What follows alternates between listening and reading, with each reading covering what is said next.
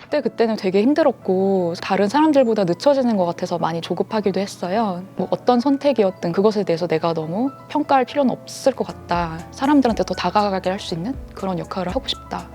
네, 안녕하세요. 저는 지금 연세대학교 교육학과에서 상담 교육을 전공하고 있는 안지연이라고 합니다.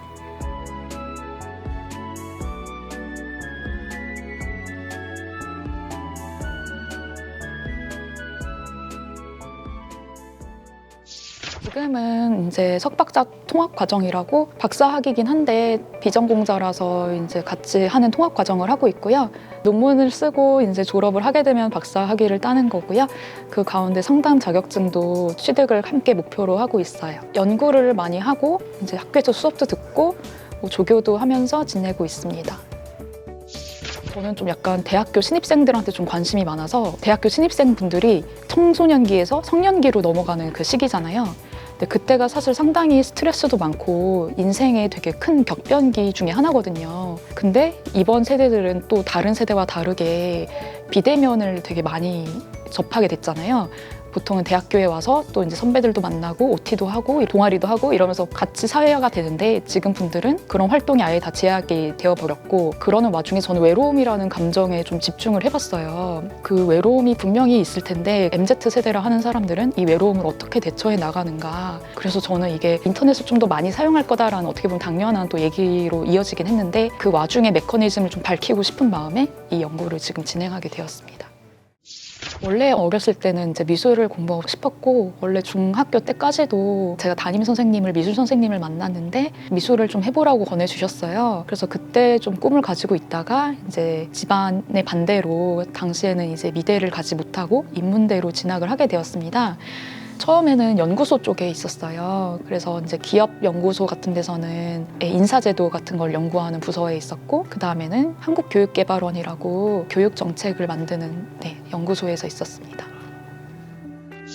저는 괜찮은 줄 알았는데 이게 이제 회사 생활을 하다 보니까 다시 떠오르더라고요. 제가 못했던 것에 대한 미련이 생기고 미술을 못하고 죽으면 너무 억울할 것 같은 거예요. 물론 나중에 취미생활로도 할 수 있겠지만은 뭔가 제대로 배우고 싶었어요. 근데 회사를 다니면서 미술을 제대로 배우기에는 좀 시간적으로 체력적으로 한계가 느껴졌고 결국 선택을 하게 된 거죠. 근데 2년 정도는 나를 위해서 한번 투자를 해보자. 그리고 내가 나중에 이 배운 걸 가지고 심리 쪽에서도 잘 활용을 할 수 있지 않을까 이렇게 생각을 했습니다.